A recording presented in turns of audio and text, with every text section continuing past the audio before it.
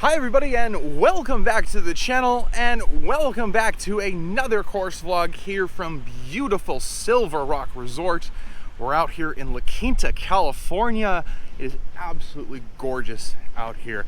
If you haven't seen the front nine, it's available in the link down below. Please don't forget to go grab that. Check out those first 9 holes. Everything plays right up against these mountains. It's absolutely gorgeous out here. Also, don't forget to smash that like button down below. Subscribe if you haven't subscribed already, and we'll see you out there. Here we go. 9 more holes ahead. Here on the 10th hole is one of the beautiful tee shots you're going to see, but it's also one of the most treacherous on the entire golf course. That canal off the right-hand side actually pinches this hole a little bit more than you think. And obviously, you can't go to the left. Now, with 350 from the tips, it does bring driver into your thoughts. And, I mean, to be honest, you could just hit it and go straight away into the greenside bunker if you go too far if you got that shot. I didn't really want that, though. I was going to take that 2-iron that I like to hit 250 yards off the tee and smoke another one down the fairway here.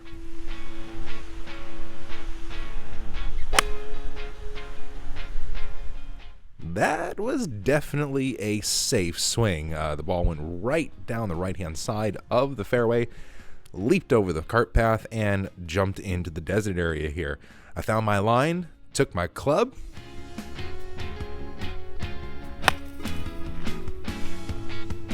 That could be really good.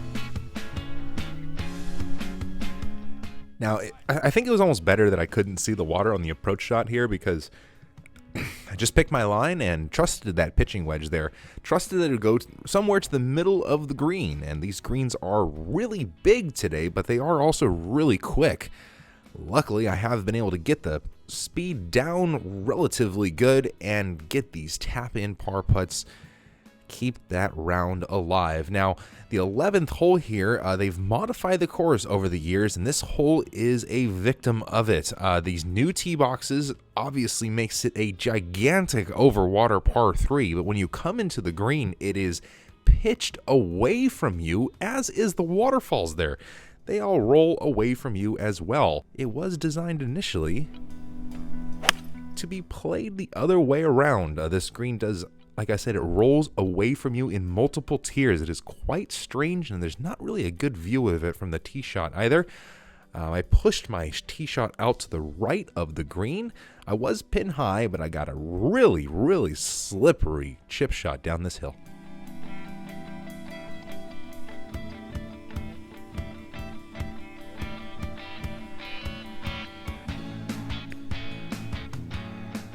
You know, you just got to simplify your chip shots down and just pick your landing area, know that ball's going to roll out, and trust that speed. And sometimes you don't even need your putter, and you can just tap that thing on in effort-free. Another par, and we're on to my favorite kind of hole, a big, reachable par 5. This one sitting at 578 yards from the tips gives it a little bit different angle over this river. It makes you play straight over it.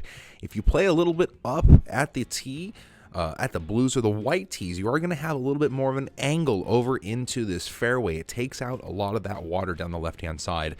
From the SilverRock tees, that water definitely plays as a vertical left-hand hazard down off the tee box.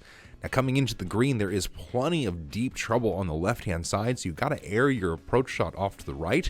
Give yourself a good angle, especially today with that back left hole location. First things first, I got to take it well over this vertical water hazard here. Air it out to the right-hand side. And I got this one to take off down the right, turn on down the middle, and roll on out down the left-hand side. Ended up on the cart path. I took a drop right off the side, and I actually had a shot at it here. And this was one of the better shots I've hit all day. Oh, that's good. Eagle putt. I still haven't made one on the channel. It's time.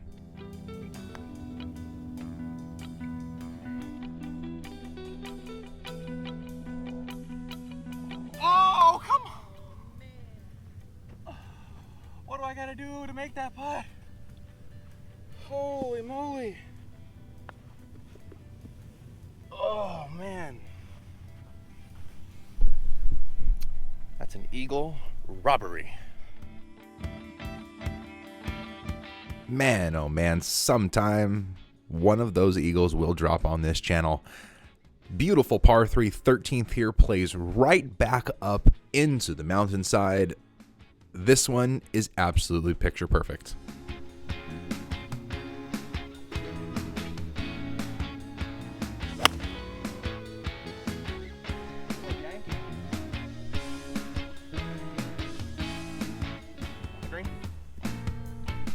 There we go, 9-iron to the middle of the green. Left myself a relatively makeable birdie putt here. Just got to get the speed right. Oh, but I didn't get the speed right. Oh boy, now we got a stressful 5-footer here for par, but line it up properly and these greens are rolling perfectly smooth.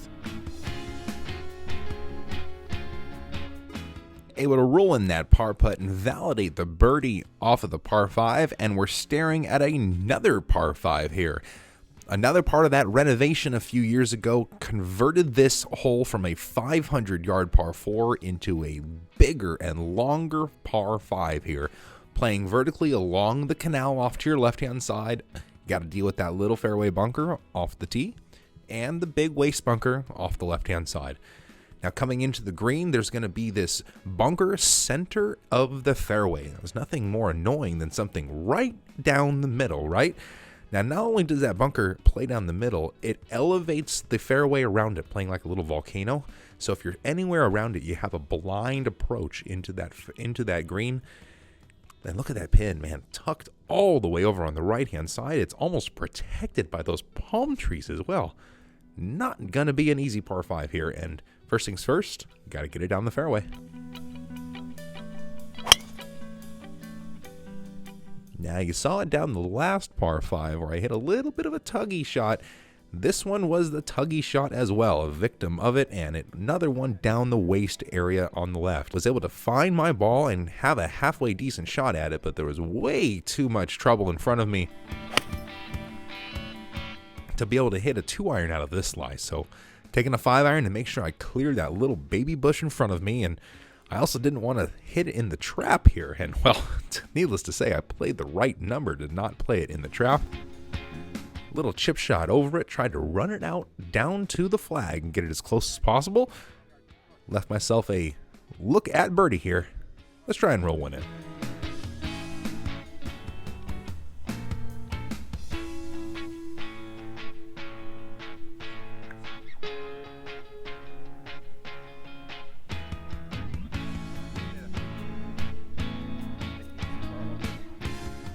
Another stress-free par, and I will take that on this par 5. We're coming into the hardest portion of the golf course, in my opinion here. These 2 holes in a row are not easy. They are very scenic, but don't let those views take your mind off the golf shots you have got to hit. First things first here on this 15th hole, par 4. It's almost 500 yards from the tips.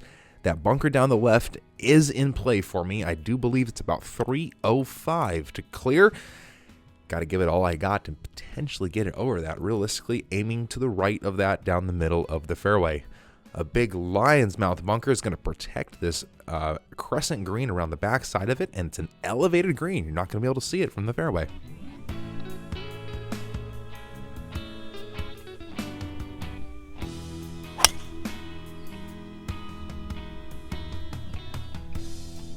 This was another one, a little bit tuggy, but you know, when you hit it left as a right-handed hitter, you typically hit it a little bit long. And another one on the cart path, and take my drop off the cart path, hit a full 8-iron here. Nice golf shot, Brett. That's just absolute wow. I stood over that, and I did not have a lot of confidence over that 8-iron. For some reason, I felt like the lie was really going to make the ball jump this green, and I didn't commit to it. Hit it a little bit fanny and ended up fanning it short right of the green. Didn't hit a good chip shot either. You know, I guess I was looking up at the rocks. I wasn't focusing on my golf game, and I let this bogey just slip right away from me, dropping my score back down to even par, and we're facing the most beautiful hole on the entire golf course. The 16th hole here, it sits all alone in its little cove here. It's got Arnold Palmer's signature umbrella there on the right-hand side next to the palm trees. I think as the resort expands, this has got to be a location of one of the hotels or something here up against this corner. It is going to be absolutely gorgeous here. But 230 yards to the center of the green, this flag back right is playing 253 yards. That's all I got out of a 4-iron. I'm trying to play it to the middle of the green. And yes, I 100% bailed out. Dead left, straight down the middle of the fairway. All right. Gonna chip that one on to the middle of the green, and I'm gonna try to make my 3 the hard way, because going in the water was not a scenario I wanted to look at. An easy 2-putt for the 4, I'll be happy, but hey, sometimes you can drain the long ones. Maybe? Oh!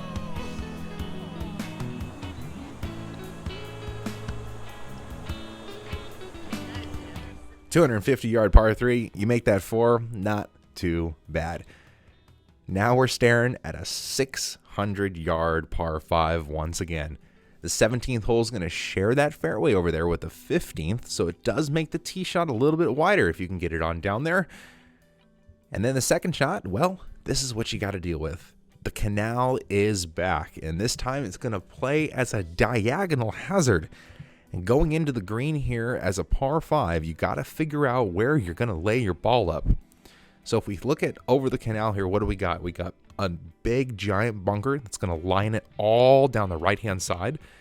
And that bunker on the left-hand side, it's not greenside. That's definitely protecting the layup. You've got to decide if you're going to be more than 100 yards or less than 20 yards, or else you're just got a tiny little area to play with. If you do see around the green, though, there is plenty of area to miss on the left-hand side, but that is also above the hole, and you've seen how quick these greens are. That's not someplace you want to be.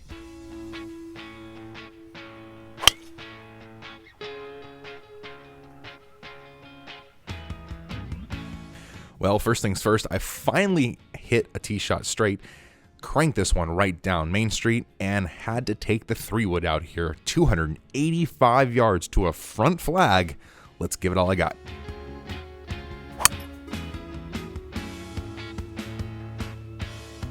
Ooh, and I hung on to it a little bit. Left it out to the right just a touch and hit it in that front right greenside bunker. Splashing it back out to this front flag, trying to leave it on the proper side, but I did not do so. Now here, I'm going to have my back to the hole from about 15 feet away. This thing's crazy.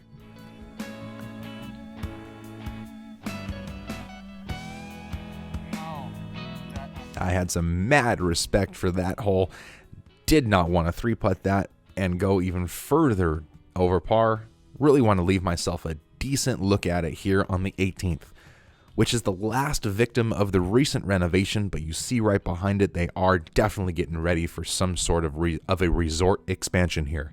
344 yards from the tips makes you think about bringing out your driver if you're playing back there, as that bunker is only about 275 to clear in the fairway. There is then a slope forward that's going to kick your ball down towards the green.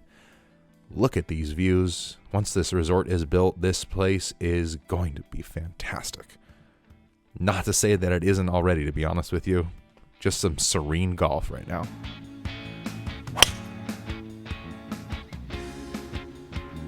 Well, the driver was turning over all day for me, so I aimed on the right-hand side and absolutely gave it all I got. Down there in front of the green. Well, I really connected with that one, hit a little bit of that slope, and ended up in this little bit of a gully just short of the green. The pin was all the way in the back, so I was trying to play a low runner that was going to spin. Oh yeah, that thing checked up just nicely, landing next to the hole. It was slightly above the hole, but this one wasn't quite as quick as we've been seeing all day. It was makeable for an even par 72. Let's see if we can drop one.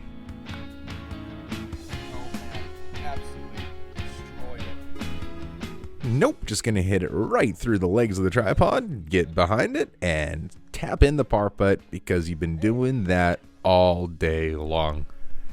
Hey, thanks everybody for joining us. I do appreciate it. Don't forget to subscribe down below if you haven't already, and leave this video a thumbs up if you liked it. We'll see you all again soon. Later.